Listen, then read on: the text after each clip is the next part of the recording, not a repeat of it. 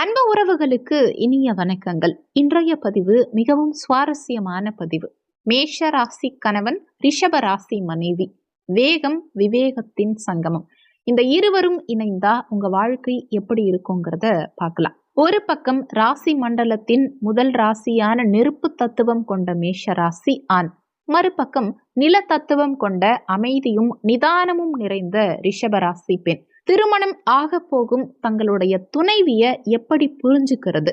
ஏற்கனவே திருமணம் ஆனவர்களா இருந்தா தங்களுடைய வாழ்க்கையில இருக்கும் சின்ன சின்ன பிரச்சனைகளை எப்படி சரி செய்யறது? இத பத்தி தான் இந்த வீடியோல ரொம்ப தெளிவா பார்க்க போறோம். மேஷம்ங்கிறது நெருப்பு ராசி, ரிஷபம்ங்கிறது நிலம். நெருப்பு நிலத்தை சூடாக்கும், ஆனா நிலம் தான் நெருப்புக்கு ஒரு நிலையான இடத்தை கொடுக்கும். இந்த தத்துவத்தோட நம்ம பயணத்தை தொடங்குவோம். மேஷராசி கணவருடைய குணநலன்களை பொறுத்த வரைக்கும் மேஷராசி கணவர் எப்போதும் சுறுசுறுப்பின் உச்சமா இருப்பார். மேஷராசிக்கு அதிபதி செவ்வாய் பகவான்கிறதுனால அவர்கிட்ட எப்பவுமே ஒரு கமாண்டிங் பவர் இருந்துகிட்டே இருக்கும். எதையும் பெருசா யோசிச்சுக்கிட்டே இருக்க மாட்டார். இப்பவே செய்யணும் அப்படிங்கிறது தான் அவருடைய பாலிசியா இருக்கும். இந்த வேகம் சில சமயம் மற்றவர்களுக்கு எரிச்சலை தரவும் வாய்ப்பு இருக்கு. வெளியே பார்க்க கோபக்காரர் மாதிரி தெரிஞ்சாலும் தன்னுடைய மனைவிக்காக எதையும் செய்ய துணிபவரா இருப்பாங்க. தன்னுடைய குடும்பத்துக்கு ஒரு பாதுகாப்பான அரணா இருக்க விரும்புவாங்க. ரிஷபராசி மனைவியை பொறுத்த வரைக்கும் ஒரு அமைதி பூங்காவா இருப்பாங்க. ரிஷபராசிக்கு அதிபதி சுக்கிர பகவான். இவங்க ரொம்ப அழகாவும் மென்மையானவர்களாவும் இருப்பாங்க. எதையும் மெதுவா நேர்த்தியா செய்ய விரும்புவாங்க. இவங்க பொறுமையின் சிகரமா இருப்பாங்க. மேஷராசி கணவர் எவ்வளவு கத்துனாலும் இவங்க பெரும்பாலும் அமைதியாவே அதை கையாள்வாங்க. சமையலா இருக்கட்டும், வீடு அலங்காரமா இருக்கட்டும், இவங்களுடைய ரசனையே தனியா தான் இருக்கும். தரமான பொருட்களை தேடி தேடி வாங்குவாங்க. இவங்க பணத்தை வீணாக்கவும் மாட்டாங்க. எதிர்காலத்துக்கு சிறுக சிறுக சேமிப்பதில் வல்லவர்களாகவும் இருப்பாங்க. ஒரு நிஜ வாழ்க்கை உதாரணத்தை பார்க்கலாமா? காலையில கணவர் ஆபீஸுக்கு கிளம்புறாங்கன்னு வச்சுப்போமே. மேஷராசி கணவர் 8 மணிக்கே வாசல்ல நின்னு கத்துவாரு, இன்னும் என்ன பண்ற, சீக்கிரம் கிளம்பு, லேட் ஆகுதுன்னு. ஆனா ரிஷபராசி மனைவி ரொம்ப நிதானமா ஒவ்வொரு பொருளையும் சரியா எடுத்து வச்சு வீட்டை பூட்டிட்டு நிதானமா வருவாங்க.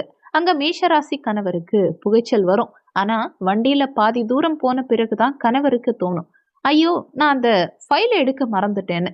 அப்போ மனைவி அமைதியா சொல்லுவாங்க, நான் அப்பவே அதை எடுத்து பைக்ல வச்சுட்டேன்னு. இதுதான் மேஷத்தின் வேகமும் ரிஷபத்தின் விவேகமும். பொருளாதாரம் மற்றும் குடும்ப முன்னேற்றத்தை பொறுத்த வரைக்கும் மேஷராசியான் சம்பாதிப்பதில் வல்லவரா இருந்தா ரிஷபராசி பெண் அந்த பணத்தை சரியா மேனேஜ் செய்வதில் வல்லவரா இருப்பாங்க. கணவர் ஏதாவது ஒரு ரிஸ்கான பிசினஸ்ல முதலீடு செய்ய நினைக்கும் போது ரிஷபராசி மனைவி தான் அவருக்கு ஒரு பாதுகாப்பான பாதையை காட்டுவாங்க. இதுக்கு ஒரு நிஜ வாழ்க்கை உதாரணத்தை பார்க்கலாமா? வீட்டுக்கு ஒரு சோஃபா செட் வாங்கணும்னு இருவரும் கடைக்கு போறாங்க. மேஷராசி கணவர் முதல் கடைக்குள்ள நுழைஞ்ச உடனே இது நல்லா இருக்கு, பேக் பண்ணுங்கன்னு சொல்லுவாரு. ஆனா ரிஷபராசி மனைவி, இல்லங்க இதோட துணி சரியில்லை, இன்னும் 2 கடை பார்ப்போம்னு சொல்லுவாங்க.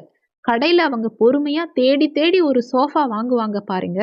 அது 20 வருஷம் ஆனாலும் புதுசு மாதிரியே இருக்கும். இப்போ கணவர் பெருமையா எல்லாருக்கிட்டையும் சொல்லுவாரு, எங்க வைஃப் செலக்ஷனே தனிதான்னு. பொதுவா மேஷராசி கணவர் அதிகாரத்தை காட்ட நினைக்கும் போது ரிஷபராசி மனைவி தன்னுடைய மௌனத்தாலேயே அவரை தோற்கடிப்பாங்க.